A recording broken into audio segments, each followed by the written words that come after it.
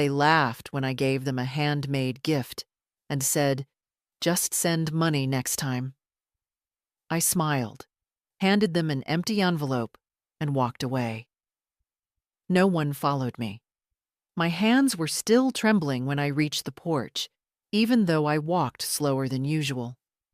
The winter air had lost its bite, but I still felt cold, right in the middle of my chest, where people say the heart lives. I had spent 3 weeks crocheting that blanket for Abby, picking colors that reminded me of her childhood drawings, blue and coral and pale lilac. She used to love those. I thought maybe she still did. Apparently not. "It's sweet, Mom," Helen said, patting the blanket like it was something a kindergartner made.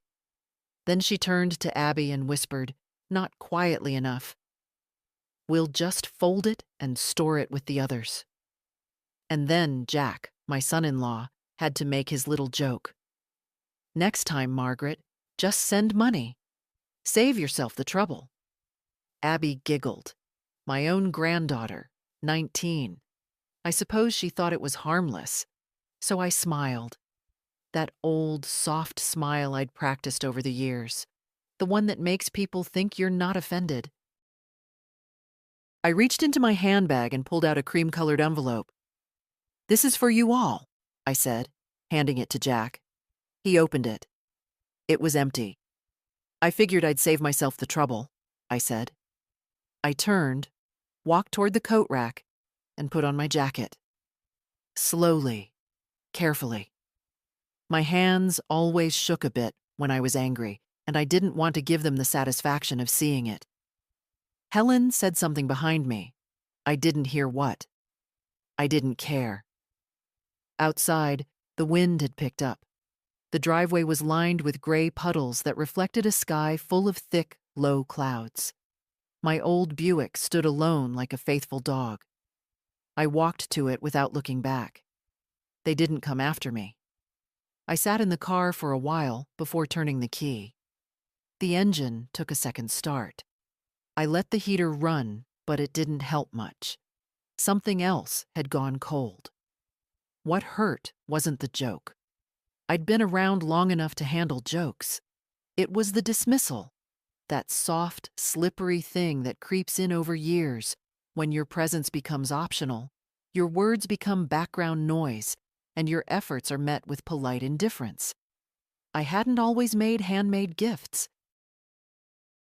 There were years when I brought turkeys, wrote checks, helped pay off Helen's hospital bills after Abby's birth. Nobody asked then if the gift was useful. It was. I paid to keep the lights on. I helped them get through. And now they want me to just send money next time. I pulled out of the driveway slowly, careful not to spray their lawn with the wet grit that collected at the curb. It would have been satisfying, but petty. I'm not petty. I was a mother, a wife, a woman who raised a daughter through her husband's drinking and her own 2 jobs. I didn't have time for petty. The drive home felt longer than usual. The trees lining Belmont Avenue were bare, brittle. I used to love this road in the fall when it turned gold. But now everything looked like it had gone quiet and decided not to come back. I pulled into my own driveway, small, cracked, a little tilted from the roots of the sycamore near the fence. The porch light flickered when I unlocked the door. Inside, the smell of lemon oil and wool greeted me. I had cleaned yesterday. You never want to come home to a messy house after visiting people who see you as unnecessary. I hung up my coat, poured myself a cup of tea I didn't want, and sat at the kitchen table. That envelope had been meant to hold a check. I wrote one, originally, $500 for Abby's spring break fund. She'd mentioned it once in a phone call. I thought it'd be nice. But after the blanket, after the giggles, I reached into my purse, took out the check, and ripped it in half. I kept the envelope. That I handed over. and not a single one of them noticed the change. I took a sip of cold tea. There was a faint hum in the pipes. Somewhere in the back of the house, a branch tapped the bedroom window. My hands had stopped shaking. I felt very calm.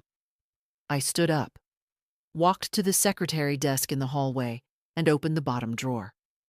There it was, a file labeled Helen Expenses. Neatly arranged, year by year. Receipts, scans of checks, notes from the times I helped. Hospital, car repair, down payment, private school, camp. Each one of them folded with care, each one a reminder. I flipped through until I found the spreadsheet I had printed 2 summers ago when I started organizing things for my will. There, in neat columns, date, amount, purpose. The total at the bottom made me pause. And then I smiled. Not the soft, practiced smile. A different one. One I hadn't felt in a long time. I closed the file, carried it to the kitchen, and laid it beside my tea.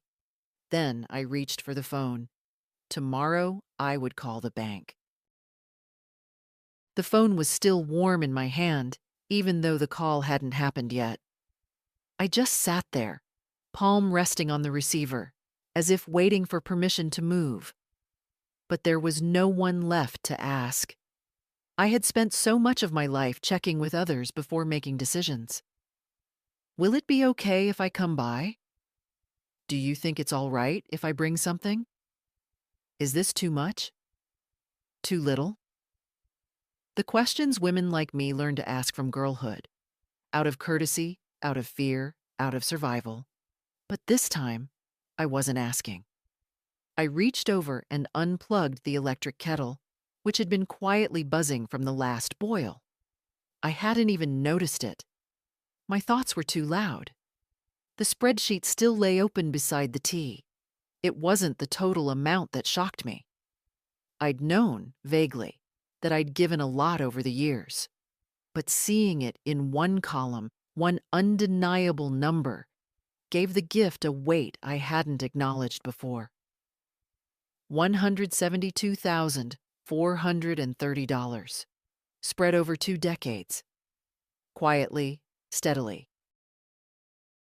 Not counting groceries, last-minute babysitting, or the time I gave Helen my car and told everyone it was a temporary arrangement. I folded the sheet gently and placed it back in the folder. No bitterness, just precision. It was time to remember what had happened, not how I felt about it, not what I wanted it to mean, but what had actually taken place. What had actually taken place was this. I had shown up at my daughter's house with a handmade gift. I had been laughed at. Not maliciously, maybe, but certainly without care. And then I had walked away. Now I intended to continue walking. In the hall closet, I found my old ledger, the black one I used back when I helped run our family hardware store before George got sick. I pulled it out and began a new section in the back. The top of the page I labeled Resources Moving Forward. Underneath that, in capital letters, for me.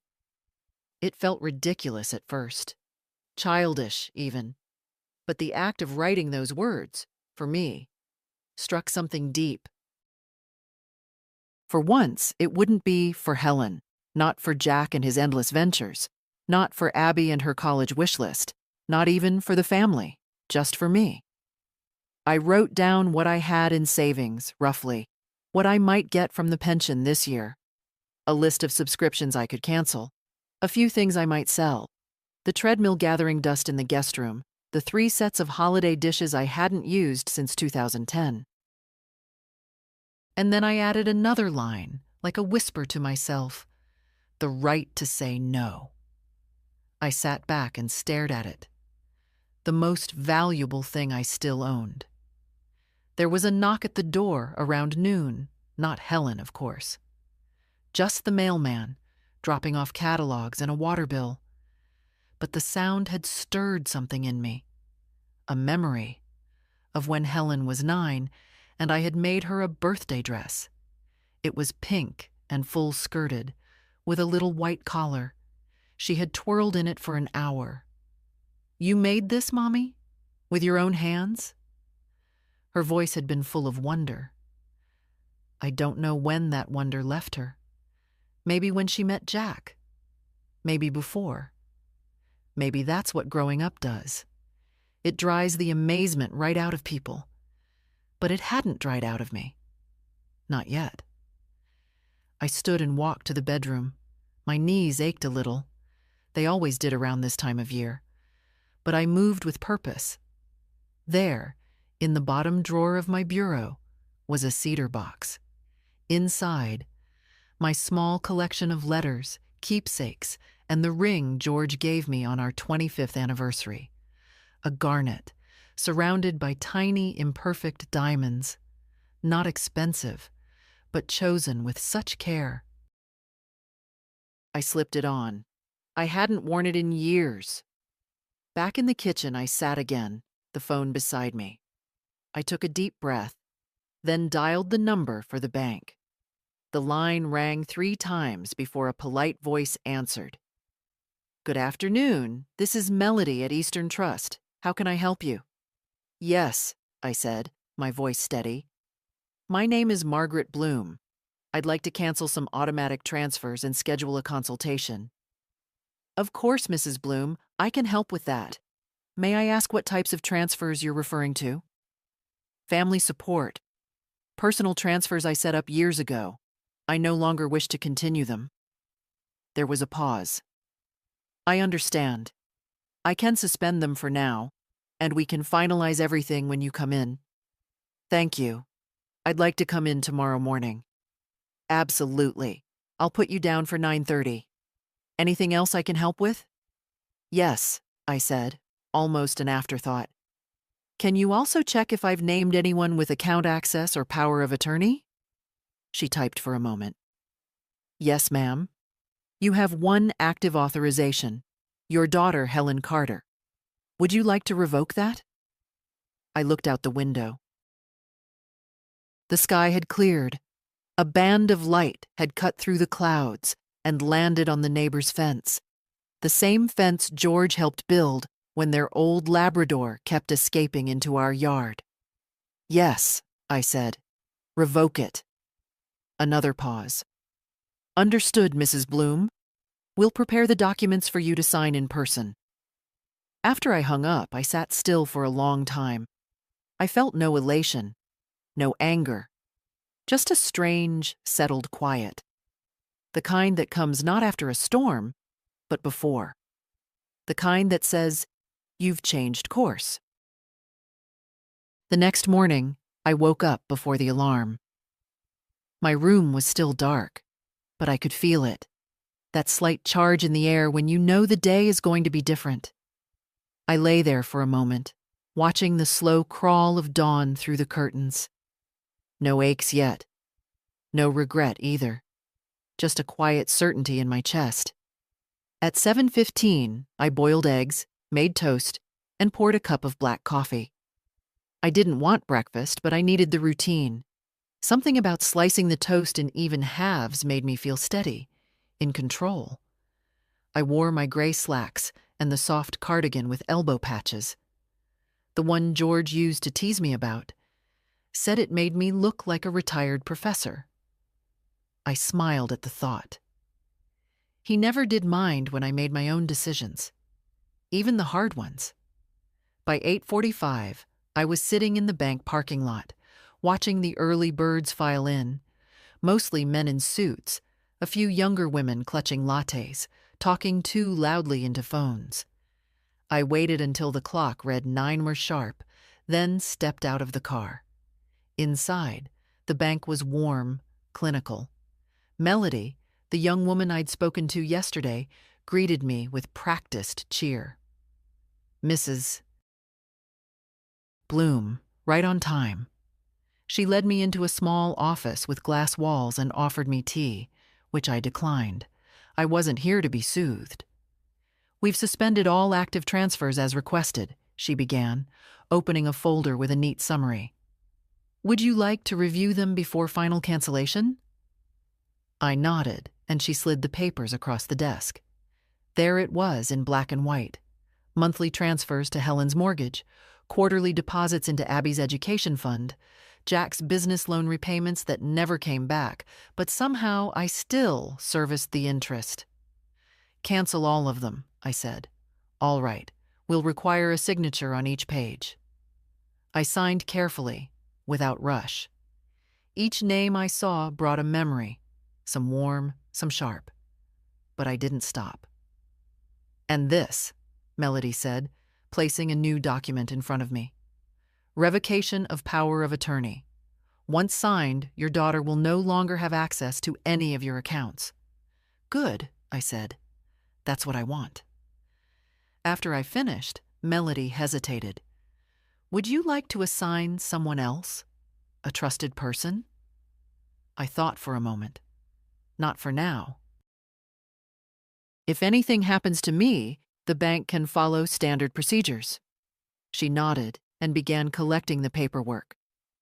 "You'll receive written confirmation of all these changes within the week. Is there anything else you need?" "Yes," I said. "I'd like to set up a trust account." "For someone specific?" "For my grandson. His name is Benjamin Bloom." She smiled. "That's a lovely name." "He's the only one who visits without asking for something," I said quietly. "And I'd like to make sure he's protected, not used as a messenger or a tool." Melody didn't ask questions. She simply took notes, walked me through the process, and promised to contact the legal department to begin formal drafting.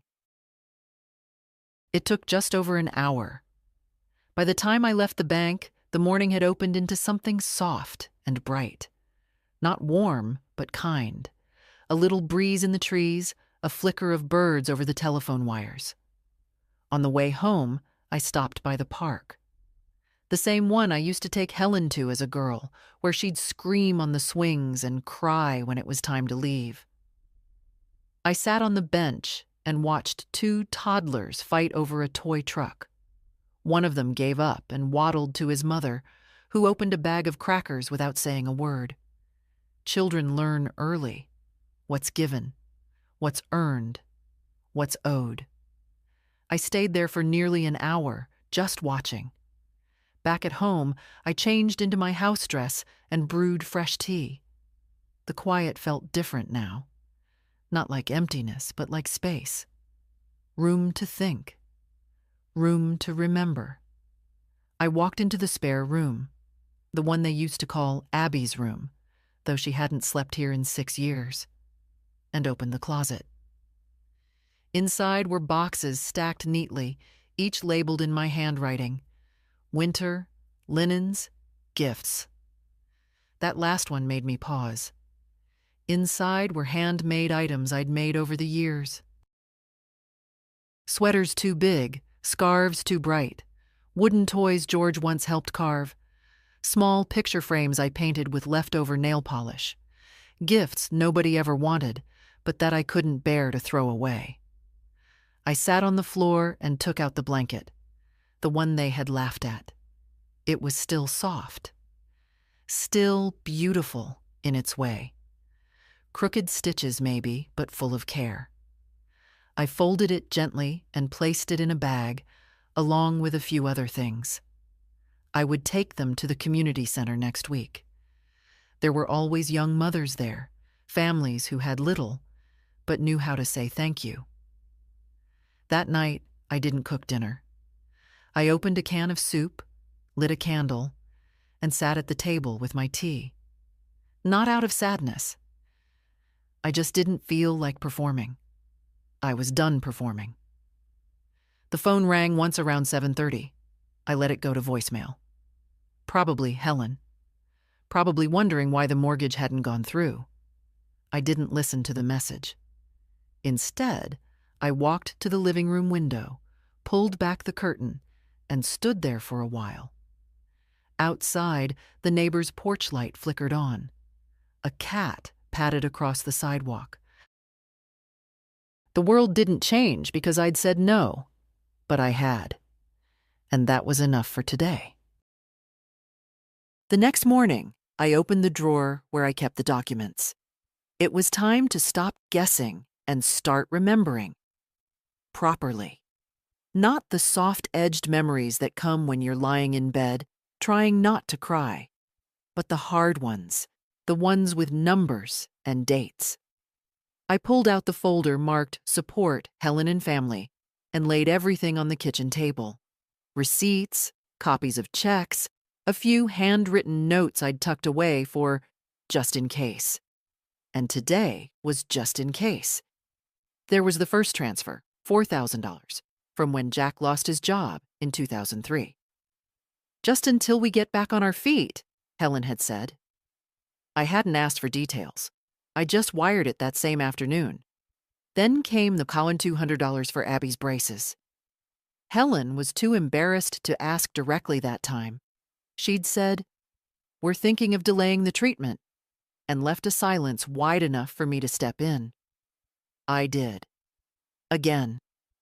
There was the $500 gift for Helen's birthday that same year, which she said she could really use for groceries. I didn't ask questions. I just tucked the money in an envelope and handed it over during lunch. Then came the bigger ones. The $20,000 down payment for their house. The $8,500 for the kitchen remodel. Jack said it was for resale value. He even drew me a diagram on a napkin. In total, 71 checks over 18 years. None repaid, none even mentioned again. I kept turning the pages.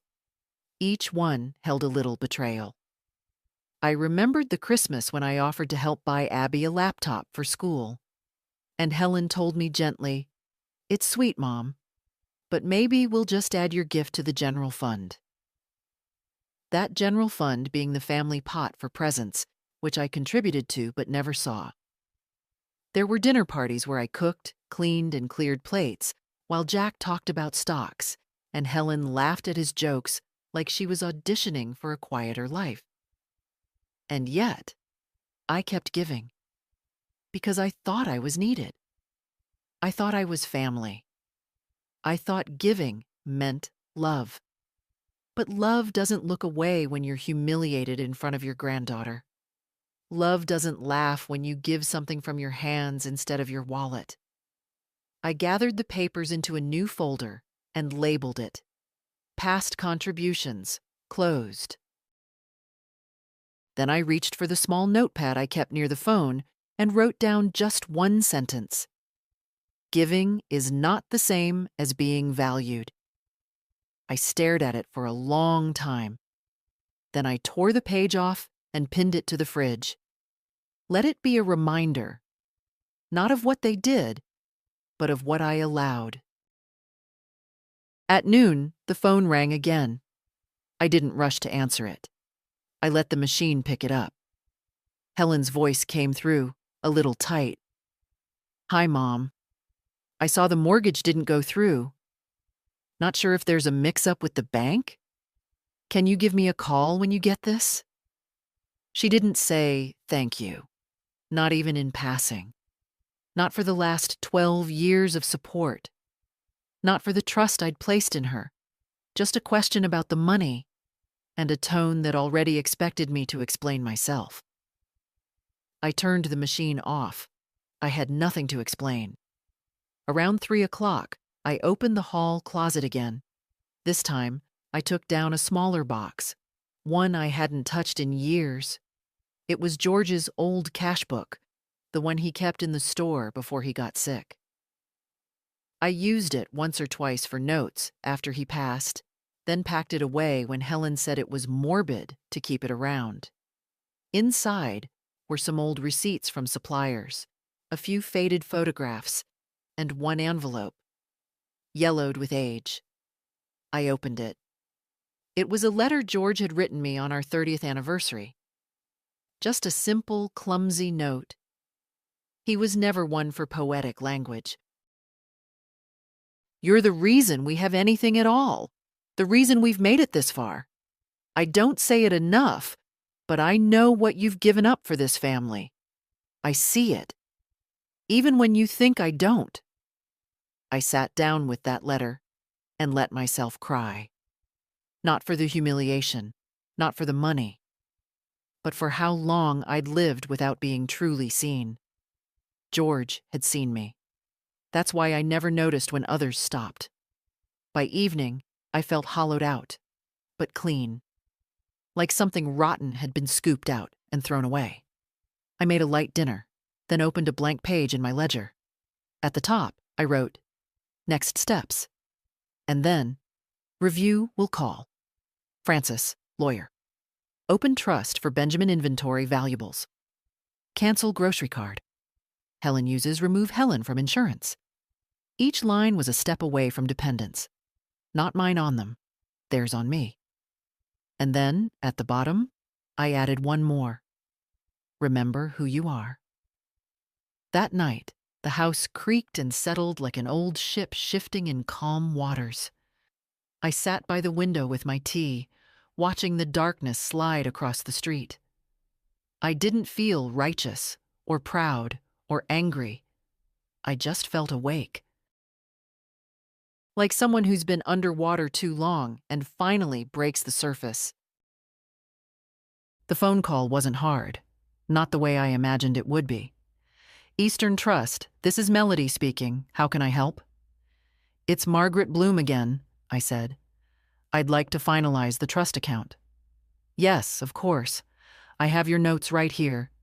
You mentioned setting it up for your grandson. Benjamin Bloom?" "That's right. I want the funds to be designated for education, housing, or emergency use. No one else is to have access. Not his parents. Not anyone."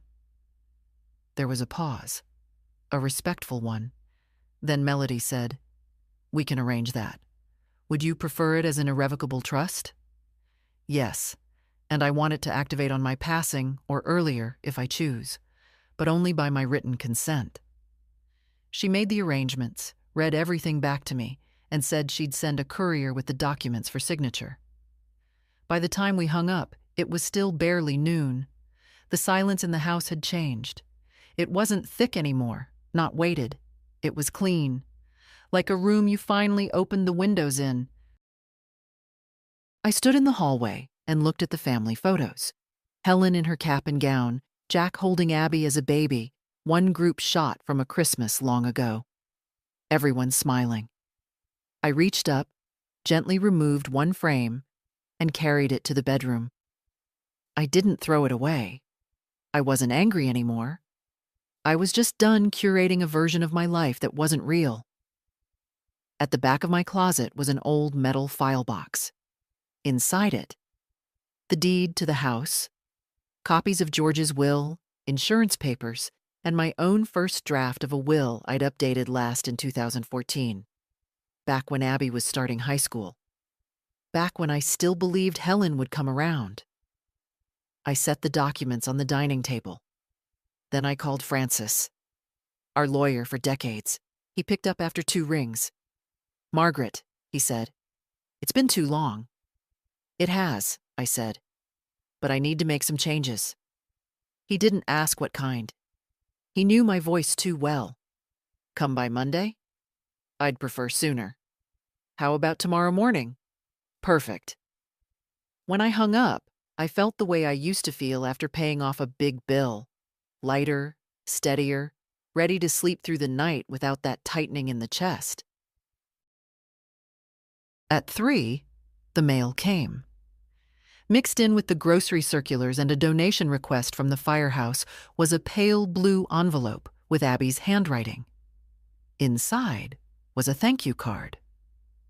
"Dear Grandma," it began in pen that looked rushed. "Thanks for the blanket. I didn't mean to seem ungrateful. It's actually really nice and warm. Sorry about the other night. Love, Abby." No mention of Jack's joke. No apology for the laugh. No sign she'd said anything to Helen. But a small note all the same. I folded it gently and tucked it into the cedar box in my room. I wasn't planning to reply, but I wasn't discarding her either. She was still young, still learning what it means to see people fully, or fail to. By evening, the house had taken on its usual hush. Outside, the wind moved softly through the hedges. Inside, I turned off the lights room by room, letting the quiet follow me like a soft shawl. The phone rang once, around 6. I didn't answer. A message beeped. Helen's voice. "Mom, I don't know what's going on, but I need you to call me. There's something wrong with the accounts, and Abby said you seemed upset at dinner. Can we talk? Please?" Her tone held a note I hadn't heard in years. Not anger, not entitlement. Uncertainty. I didn't erase the message, but I didn't return the call either. Instead, I walked into the kitchen and pulled out the good teacup, the one with the gold rim, the one I always saved for guests. I brewed a single bag of Earl Grey and sat at the table, sipping slowly. This cup was for me. It always had been. That evening, for the first time in years, I didn't double-check the locks before bed. I didn't make a list for tomorrow. I didn't reach for the bottle of sleeping pills in the drawer. I simply turned off the lamp, got under the quilt, and closed my eyes. And I slept. Deep, clean sleep. The kind that doesn't come often in old age. Not because of the body, but because of everything else. Regret. Obligation. The unfinished list of things you're supposed to tolerate. In the morning, I sat in the kitchen with a bowl of oatmeal and honey, listening to the soft hiss of the kettle. There was no anxiety in my chest, no anticipation of a knock on the door, or a phone call that would pull me back into the role I'd finally walked out of. Instead, there was calm and quiet, and something that felt like freedom. I picked up the newspaper and actually read it, not just skimmed for obituaries or coupons. I took my time. The sun slanted across the table. Dust floated in the air like tiny dancers. The phone stayed silent all morning.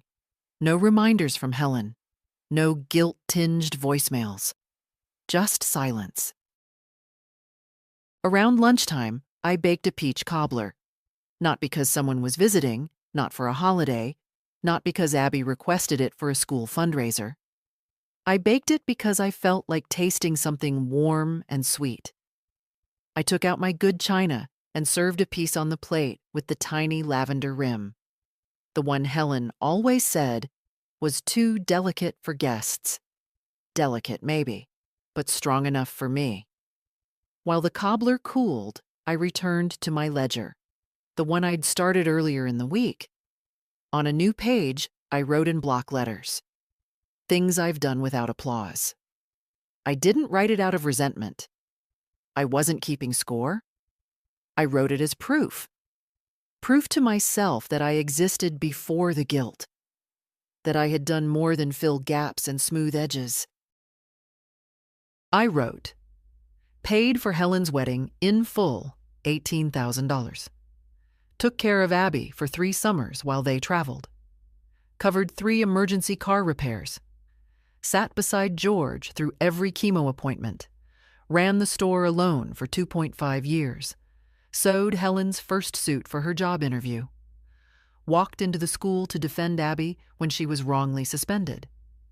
Paid for Jack's mother's funeral when they couldn't afford it. Never asked for a penny back. By the time I finished, the list filled 2 pages. I read it once, folded it, and placed it in the file labeled Legacy. I didn't need applause, but I would not erase the record. In the afternoon, I walked to the mailbox. The sky had turned a soft gray and a wind was kicking up. I wrapped a scarf around my neck and felt the slight pinch in my hip as I stepped off the porch. The old pain, but dull now. Manageable. The mail was light. A few ads, a coupon booklet, and a letter from the bank confirming the creation of Benjamin's trust. I stood in the driveway, reading it carefully. Everything was just as I'd arranged. The restrictions, the terms, the designated triggers. My signature printed clearly at the bottom. Not Helen's, not Jack's. Mine. Inside the house, I put the letter in the active folder and made myself a cup of tea. The clock said 3:12. I used to be preparing dinner by now, calculating when Jack would get off work, whether Helen would bring groceries, what Abby might eat or refuse to eat. But today, I made a sandwich. Toasted bread, a single slice of cheese.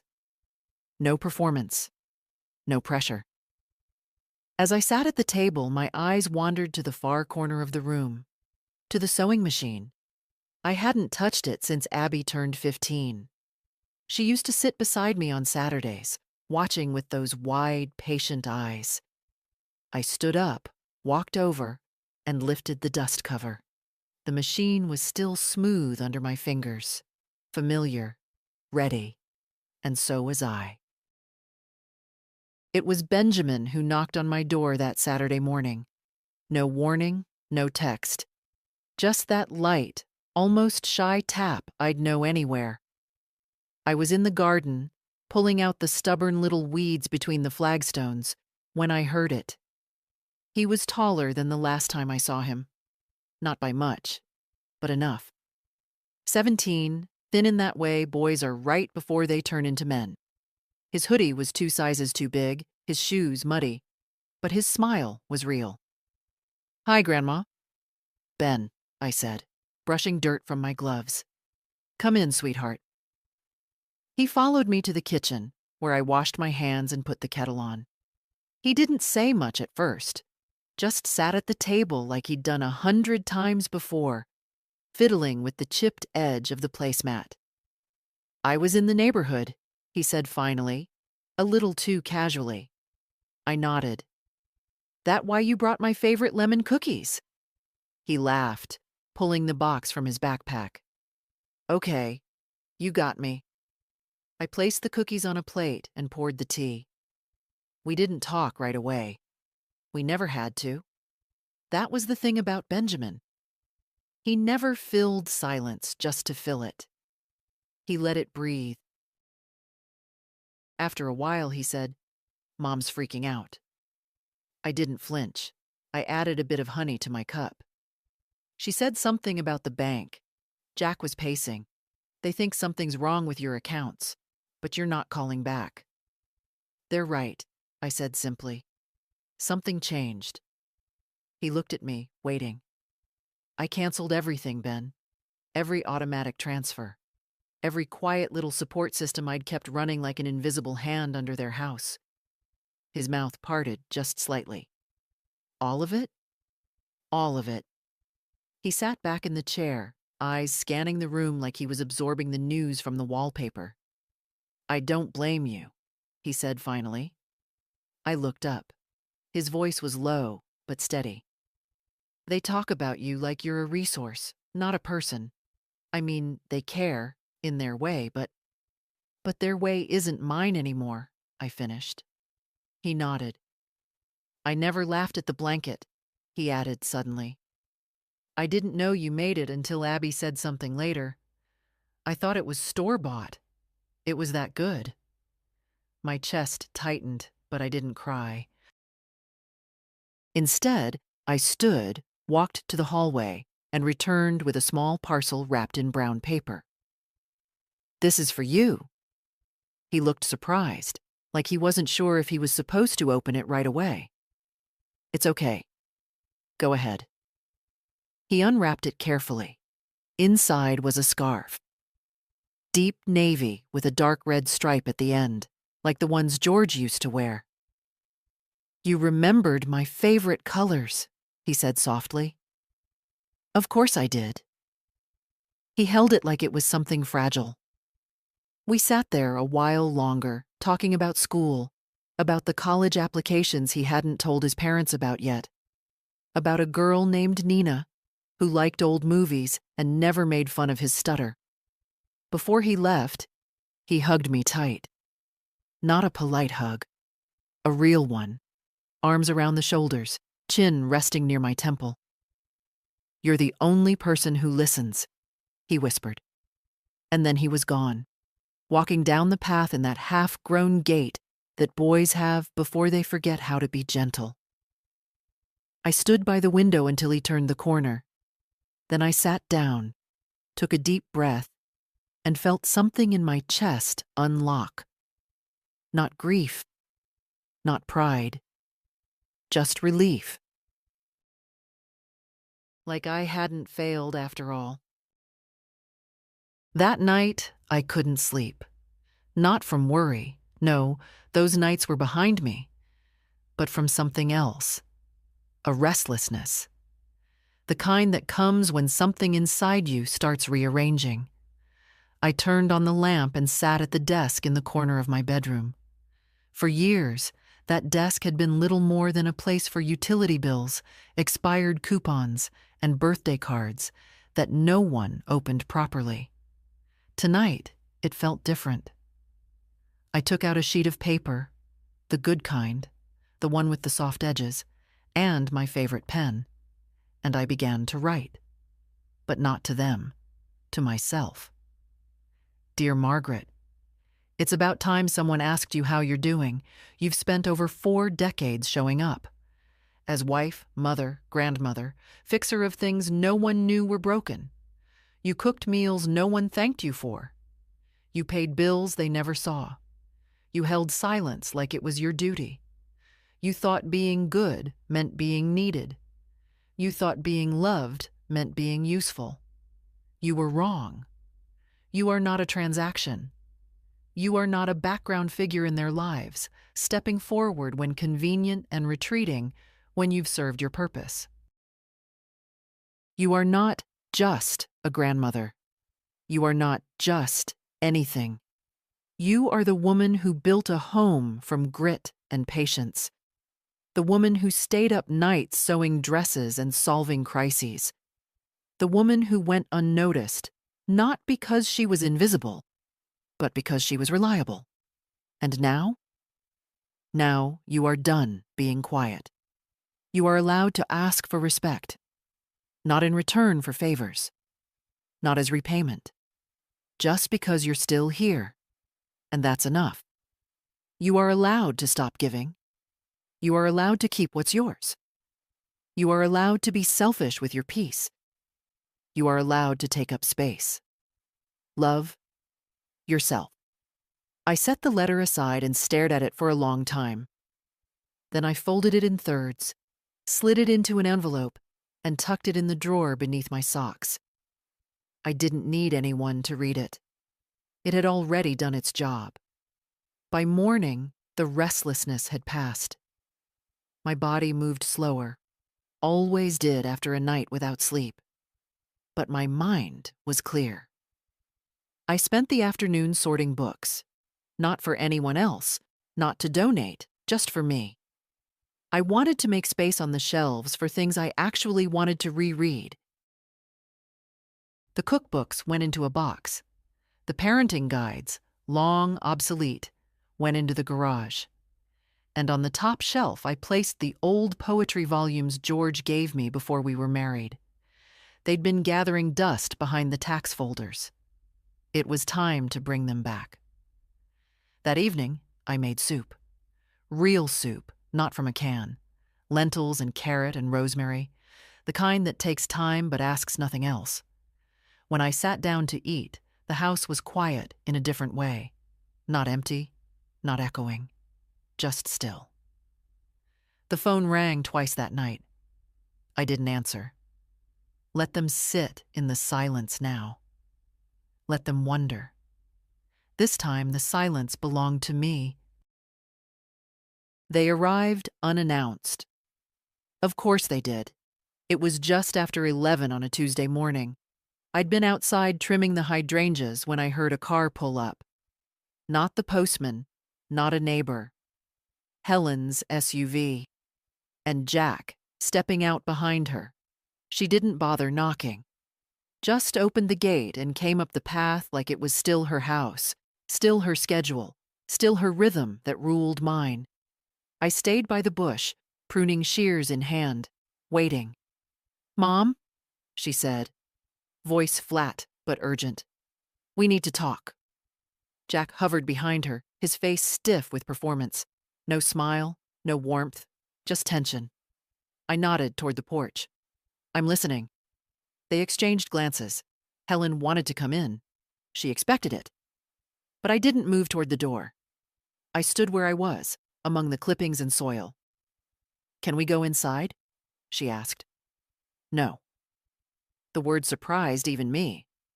Not because I didn't mean it, I did, but because it came so effortlessly. No apology, no softening, just no. Helen crossed her arms. "Fine." She exhaled sharply. "There's been a problem with the mortgage. The bank says the auto payments have been canceled." "They have," I said. "Well, why?" Jack stepped forward. "You could have at least given us notice." I looked at him. "You've had notice for 20 years. He blinked. "What's that supposed to mean?" "It means," I said calmly, "that every time you asked for help, I gave it. Every time you didn't ask, but left space for me to offer, I filled it. Mortgage, education, groceries, vacations, car repairs, remodels, tuition, insurance, interest on Jack's failed startup." "That wasn't a failure," he started, but Helen cut him off. "Mom, if something was wrong, you should have said something, not just pulled the rug out." "Wrong?" I repeated. "You mean like being laughed at for giving a handmade gift? Like hearing, 'Just send money next time' from your husband, while my granddaughter giggles along?" Helen flushed. It was a joke. "No," I said, lowering the shears to the ground.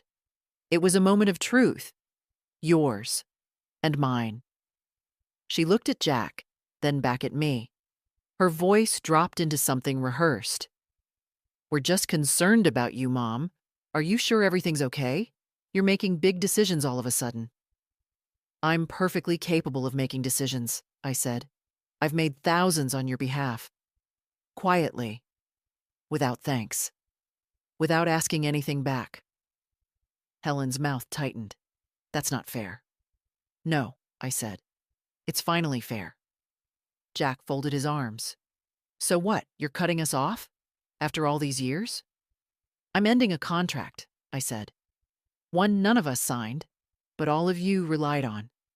Helen took a step closer, her voice turning brittle. "You're going to punish us by what? Hoarding your money? Giving it all to Ben instead?" I didn't answer that. Not because I didn't want to, but because I didn't owe one. She saw it in my eyes. "You've lost your mind," she muttered, shaking her head. This is vindictive." "No," I said softly. "This is self-respect." And for the first time in the conversation, they had nothing to say. The wind picked up. Somewhere down the street, a dog barked. Jack cleared his throat. "You'll regret this." I met his gaze. "I already regret what I gave without boundaries. That ends now." Helen's face hardened. She grabbed Jack's sleeve. "Come on." They turned and walked back to the car, steps stiffer than when they'd arrived. I didn't watch them drive away. Instead, I bent down and picked up the fallen clippings, one by one, and carried them to the bin. The way I used to clear the table after they left on Sundays, all their dishes half-eaten, their voices still echoing. But now, the clearing was for me. This time, I chose what stayed. Francis greeted me at the office door with the same half-smile he'd had for decades, one part lawyer, one part old friend. "Margaret," he said, extending a hand, "you look determined." "I am." His office smelled faintly of cedar and something older. Paper, maybe. The place hadn't changed since the 90s. Same wooden blinds, same framed degrees, Same dusty photo of his golden retriever on the windowsill. I sat across from him and placed the folder on the desk. "I'm ready to change the will?" Francis nodded, already pulling out the updated template. "All right. I have your previous version here. Everything's still going to Helen and Abby, correct?" "No," I said. "Not anymore." He paused. "All right. Who are the new beneficiaries?" I looked him in the eye. "Benjamin. And a few institutions. A shelter. A library. The Historical Society, if they'll have it." He didn't react, just started writing. "No conditions," I added. "No letters of apology required. But no access for Helen. Not through him. Not at all." Francis nodded. "Understood. And the house?" "Leave it to Ben if he wants it. If not, it can go to auction." "But I don't want Jack's name anywhere near it, not even in conversation." Francis allowed himself a small smile. "Noted." We went through the paperwork line by line. It wasn't emotional. It was administrative, like spring cleaning for the soul. When we finished, he handed me the pen. "Are you sure?" he asked, as the lawyer always must. I didn't hesitate. "Absolutely." I signed. He notarized. That was it. My entire life rewritten in 20 pages and 2 signatures. As I stood to leave, Francis reached into his drawer and pulled out a folder. "I kept something," he said. "A letter George left with the first version of your will before he got sick. He asked me to give it to you someday if I felt the time was right." I took it slowly, hands suddenly unsteady. At home, I didn't open it right away. I made tea first. I sat in the same chair I'd nursed George in when the pain got bad, when the words ran out. And then, carefully, I unfolded the envelope. "Maggie," it began. Only he called me that. "If you're reading this, you've probably done something brave. Something no one else noticed, but I knew you would. You always did what was hard. I hope you're doing it again, not for me, not for them, but for you." I didn't finish the letter in one sitting. I folded it, set it beside my tea, and sat very still. For the first time in many years, I felt like I had someone beside me again, not to rescue me, just to witness. That night, I slept without a single dream. And when I woke the next morning, the sun had shifted just a little further across the bedroom wall, the quiet sign of time moving, yes, but also of something better. A life beginning to tilt, finally, toward balance. Lorraine showed up with lemon bars and that look on her face, the one that meant she'd heard something. She didn't wait to be invited in, just stepped across the threshold like she had every right, which she did. We'd been friends since 1978, when she caught me crying in the grocery store over a jar of pickles. George had forgotten our anniversary, and I hadn't said a word. Not to him, not to anyone. But Lorraine saw it anyway. She always did. "I heard Helen came by," she said now, setting the Tupperware on the table. She did.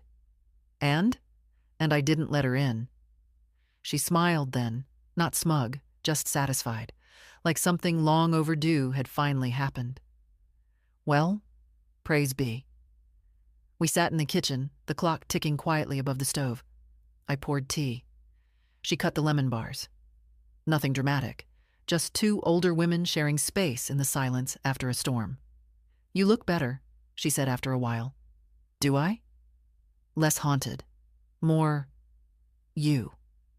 I shrugged. "I don't know who that is anymore." She sipped her tea. "Maybe that's the whole point. Maybe you get to decide now." We didn't talk about money. Lorraine had always kept her opinions on Jack and Helen quiet, until now.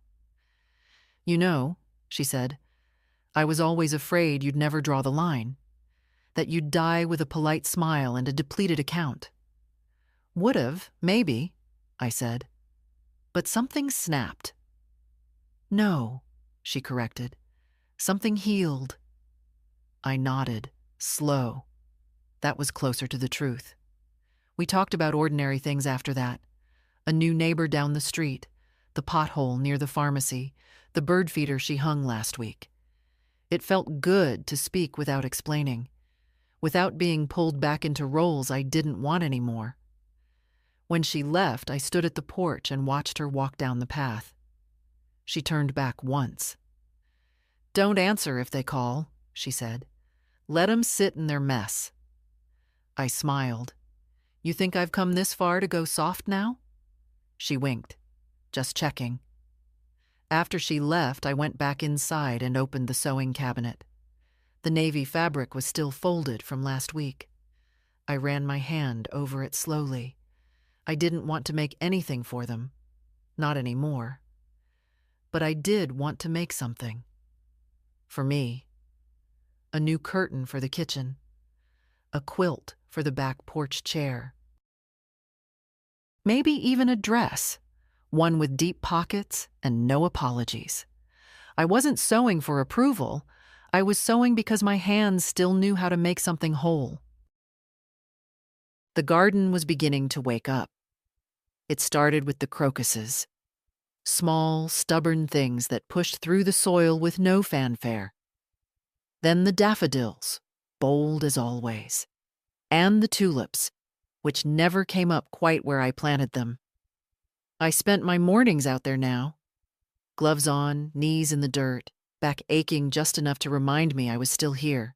Not useful to anyone. Just here. Living.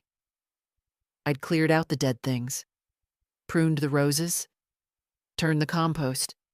It was quiet work, and it suited me. Plants don't ask for explanations. They don't need you to justify your boundaries. They grow where there's light, and they stop when there isn't.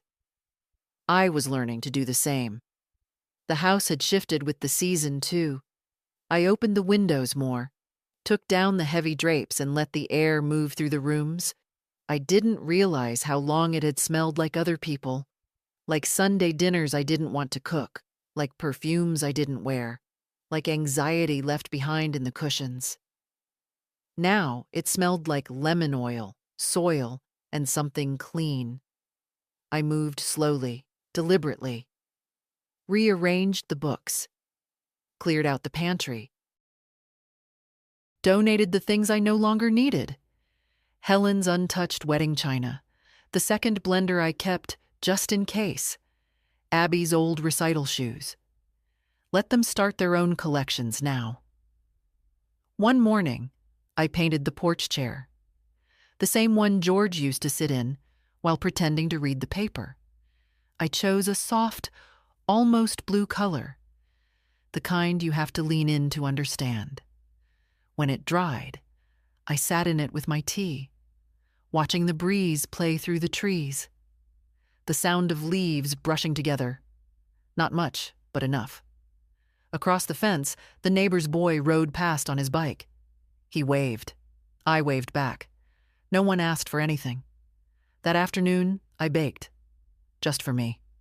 Rhubarb pie, the way my mother made it. Sharp and sweet at once. I ate the first slice in silence. The second with jazz on the radio. And then I did something I hadn't done in years. I danced. Just a little. Just in the kitchen. Barefoot on the cool linoleum. But it was a dance all the same. Not for show. For breath. That evening, I took out George's letter again. Read the last line slowly, like he was whispering it from the other room. You don't have to be the strong one all the time, but when you are, don't apologize for it. I folded the paper and placed it beside my will.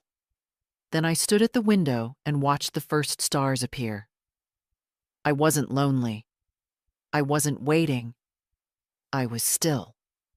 And in that stillness, something was blooming, quiet, steady, and entirely mine. It was Benjamin who called, not a text, not an email, a real call. the kind where you have to sit still and be present. I was in the garden again, planting herbs this time: parsley, thyme, and basil. George used to joke that I planted like I cooked, with intention, but no precision. The phone rang once, twice, 3 times. I wiped my hands on my apron and answered. "Hi, Grandma," he said. His voice was quieter than usual. Not sad, exactly, just softer. "Hi, love. I just wanted to check on you." I smiled. "That's new?" He laughed. "Yeah, well, things feel different lately." I sat on the porch steps, phone tucked close, the sun warm on my neck. "What's going on?" "They're losing it," he said plainly. "Mom and Jack? Ever since the bank stuff, the trust, your will. They act like you committed a crime.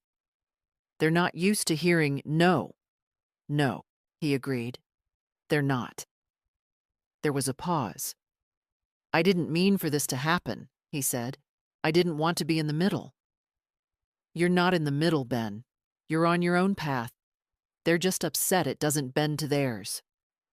He let that sit for a while.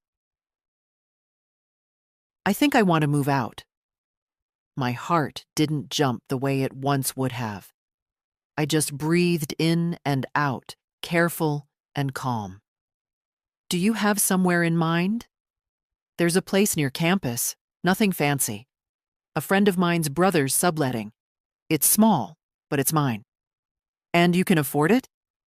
"Yeah," he said, then added, quieter. "With the trust?" "Yeah." I didn't say anything. I didn't need to. "Mom said I was being manipulated," he said, almost laughing. "She said you were trying to turn me against her." "And what did you say?" "I said you were the only person who ever told me I didn't owe anyone my peace." My throat tightened. "Ben," I said, steady as I could, "whatever you choose it because it makes you feel strong, not guilty." "I will." He paused again. Then, "Can I come by?" "Always." He came that evening with a small box of books and a second-hand lamp and asked if he could leave them, just for now. I showed him the guest room, once Abby's, now clean, simple, waiting. We sat on the porch and watched the stars come out. "I think Mom's afraid," he said. "Not just of the money, but of what you changed. Like if you can stop giving, maybe she never deserved it." I looked out at the quiet street. Fear makes people selfish, but healing makes them honest. "You think she'll come around?" "I think," I said, "she'll have to decide whether silence is easier than growth." He stayed for pie, took a second slice home. When he left, he hugged me the way he always did. 2 arms, no hurry, no pretense. After he drove off, I stood at the porch rail, one hand resting on the painted wood. The stars looked a little brighter that night, not because the sky had changed, because I had. The next envelope was thicker. No return address, just my name in Helen's handwriting, rushed, uneven, like she'd gripped the pen too tightly. I didn't open it right away. I set it on the table beside my tea and went about my morning, watered the basil, swept the porch, refolded the linens in the hallway closet. I didn't avoid it out of fear. I just didn't feel obligated to rush. At noon, I sat down, slid my finger beneath the seal, and unfolded the letter. It wasn't long. Helen never was one for many words when she wasn't asking for something. "Mom, I don't know what's going on with you. I keep trying to understand, but I can't. I feel like you're punishing me for something I don't remember doing. I'm your daughter. I've tried. I've always tried. You just pulled everything away. Without warning. Without explanation. It feels cruel. We needed your help. Maybe you don't think that's love, but it was never meant to hurt you. We just assumed you wanted to help, like you always did. I don't know what this new version of you is, but I hope at some point you'll want to talk. Helen. I read it once, then again. Then I folded it neatly and placed it back in the envelope. She wasn't sorry. She was surprised. There's a difference. The guilt was real, but it wasn't about me. It was about her losing control of a system she didn't even know she depended on. The system where I always filled in the blanks, paid the bills, made the peace, absorbed the damage. I didn't feel angry, just clear. Later that afternoon, I wrote my response. Short, precise. Helen, you weren't punished. You were uninvited. There's a difference. I gave what I gave because I wanted to. And then one day, I didn't. That day came quietly. But it came. This isn't revenge. It's release. Take care of your family. Learn what you can live without. You'll be fine. Mom. I sealed the envelope, wrote her name, and walked it to the mailbox. No return address. No decoration. Just truth. By evening, the house felt lighter again. I lit a candle and read from the old poetry book George gave me once, before everything got so loud. The words curled through the room like music. I let them. Just before bed, I passed by the mirror in the hallway. I stopped, looked, not to adjust anything, not to check for flaws, just to see myself. And for the first time in a long while, I didn't see someone surviving. I saw someone home. The days that followed were quiet, not empty, just quiet. I stopped waiting for the phone to ring. I stopped checking the window when a car passed. I stopped wondering when, or if, they'd come around. They might not. Either way, it wouldn't change me. I spent my mornings in the garden, my afternoons with thread and fabric. The quilt on the living room chair was nearly finished now. Deep blues, earthy greens, the kind of pattern you don't notice right away, but can't stop thinking about once you do. I wasn't making it for anyone else. Not this time. This one was mine. Benjamin visited every few days, not because he had to, because he wanted to. Sometimes he brought cookies, sometimes books. Sometimes we didn't talk much at all, just sat side by side on the porch, two quiet souls letting the world be what it was. He'd started looking older, not just in the face, in the eyes. There was something there now. Resolve, direction. You know, he said once, if I ever have a daughter, I'll name her after you. I smiled, brushing dirt from my palms. Don't saddle her with Margaret. He laughed. I mean the spirit. Not the name. He understood more than most people twice his age. One afternoon, I took out the old photo albums, the real ones, not the digital versions they all forgot about. I laid them out on the table and started sorting. What to keep, what to pass on, what to let go of. I kept the ones that mattered, the ones where the smiles were real, the eyes weren't tired, the moments weren't forced. The rest, I tucked away, not in anger, just in honesty. Some memories aren't worth curating. That evening, I sat at the kitchen table with a slice of peach pie and a single candle lit. Not for mood, for memory. George would have liked this part of me, this version. The one who no longer asked permission to be herself. I could almost hear his voice. Took you long enough, Maggie. He was right, but I got here, and that counts. The next day, I finished the quilt, folded it neatly, placed it on the chair. Then I walked to the window, looked out over the yard, and let myself feel everything. The grief of wasted years, the power of reclaimed ones, the steady, unspectacular grace of still being here. They say you can't choose your family, but you can choose your boundaries. You can choose where the giving stops and the self begins. You can choose what to carry and what to finally set down. And if you're reading this, wondering if it's too late to change, to pull back, to say no, it's not. Not if you're still breathing, not if your hands still work, not if you can still stand at the window and say, "This space is mine now." So take it, own it, and when you're ready, not a minute before, start again. But this time, for you. If this story stirred something in you, if you saw yourself in even a small part of it, share it. Leave a comment. Tell someone. Or just whisper to yourself, "I'm allowed." Because you are. Always have been.